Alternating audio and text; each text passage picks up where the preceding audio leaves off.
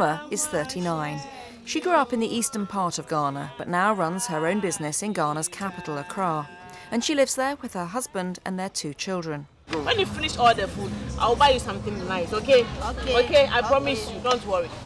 It was 2 years ago that she began experiencing unusual symptoms and then discovered that she had cervical cancer.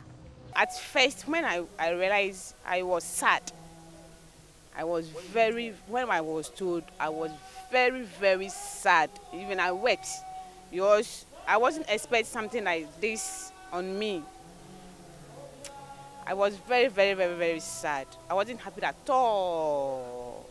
In our family, some people have been getting it. My auntie, my elder sisters, we've got 4 about them. They've all had, but theirs is breast cancer. So I know how it is, but I wasn't expecting it in my system. So I was very, very disappointed. They are dead because they didn't realize it in time, and when they realized it, they were playing with it. They didn't take it seriously, so they are all dead. Ama was unusual because she came forward while her cancer was still at an early stage. Despite the rising numbers of patients with cancer in Ghana, many people know little about it. To just show you the lack of understanding, if you go out there and ask any Ghanaian to give you the local word, the local dialect for cancer, we don't have it.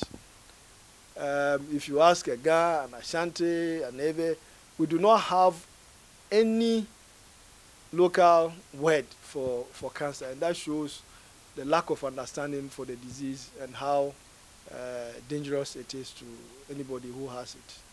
In a country with a population of 22 million, there are just 4 cancer specialists. And this is where AfrOx's comes in. Founded by the eminent oncologist Professor David Kerr and the former UK Secretary of State for Health Alan Milburn, the idea is to collaborate with governments and NGOs to improve cancer services across Africa. And they're starting with Ghana.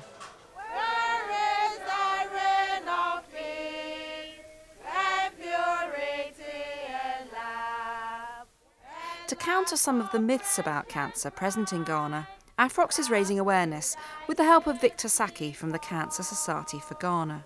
I'd like to know some of the things or risk factors that makes you prone to cancer. For instance, diet. Some people delay while they consult traditional healers and don't see a doctor until their cancer is already at an advanced stage. With breast cancer, a lot of, about 70% people, women, think the lump is a boil. And that is the way it is treated initially. And then by the time they get to a hospital, it's only a question of managing. It's not a question of treatment. So AfrOx's wants to make sure that as awareness rises and people do start coming forward earlier, the right treatments are going to be available. In Africa, children with cancer have just a 2% chance of a cure. In the West today, it's 80%. It's taken half a century for rich countries to achieve these success rates. But now that we know how it's done, with your help, African countries could do it in a much shorter time. Burkitt's lymphoma, as I mentioned earlier on, sometimes the children present with huge tumours, but it's very responsive to chemotherapy. And as I said, survival rates can be over 60% with Burkitt's lymphoma. And to treat Burkitt's lymphoma, you might need only about, for the whole treatment, you might need only about $400, and it spans only about 3 months. But unfortunately, a lot of parents cannot even afford that amount of money, $400. For some of the other cancers like leukemias, which is now sort of second in our hospital now, second highest cancer, that one, because treatment is over about 2 to 3 years, it costs more, and that is why we lose a lot of the children, they abandon treatment. We really wish that people would come in to support us, so that the children will be able to obtain the chemotherapy that they need and other supportive care. And so we are sort of appealing to organizations and individuals and also the policymakers so that the cancer treatment will be freely available and will be able to put a smile on the faces of these children and their families as well. Cancer is no longer a disease of the West. The World Health Organization predicts that by 2020, 70% of cases of cancer will be in the developing world. But with the help of AfrOx in forming strong international alliances to promote staff training, cancer prevention and palliative care, Africa will be ready to cope. As I indicated, cancers are among the top 20 causes of death, and 1/3 of cancers are preventable. Our normal lifestyles, our eating, our sexual habits, our alcohol, our tobacco, our sedentary or physical activity, all of these contribute to cancers. And as we strive, every economy in the world is striving towards becoming developed, and Ghana included. As we strive towards development, as we age, as more and more people survive beyond childhood and become older people, the risk of cancer increases.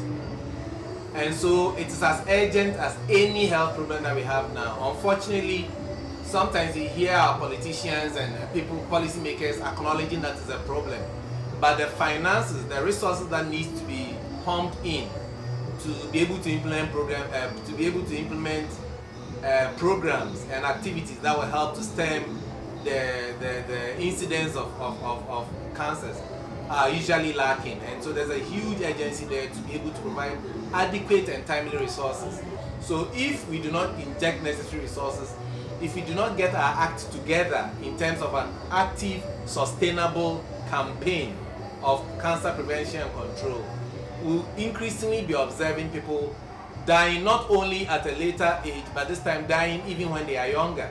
So I think there's every urgency for us to act and act now. The cost of treating patients is very, very expensive. Not everybody who can afford it. So it's important that we start talking about it now so that we can prevent the late reporting to hospital for treatment. In fact, when they come, you can't even treat. All you can do is give them palliative treatment to help them ease the pain so that they can sleep, they can do their daily activities. But you cannot hope to cure them. So it is urgent that we take action. Otherwise, we'll wake up one day to find that we have such a large burden that it's impossible to do much about it. Amma has been lucky. She lives near one of only 2 hospitals in the country at all equipped to treat people with cancer, and she was able to afford that treatment.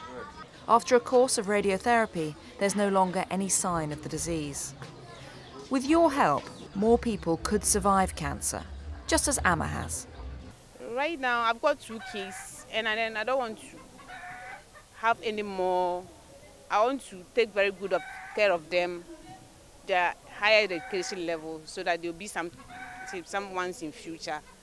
And then from there, I thank God for my life too, because it's not anybody that who goes through this and then come back.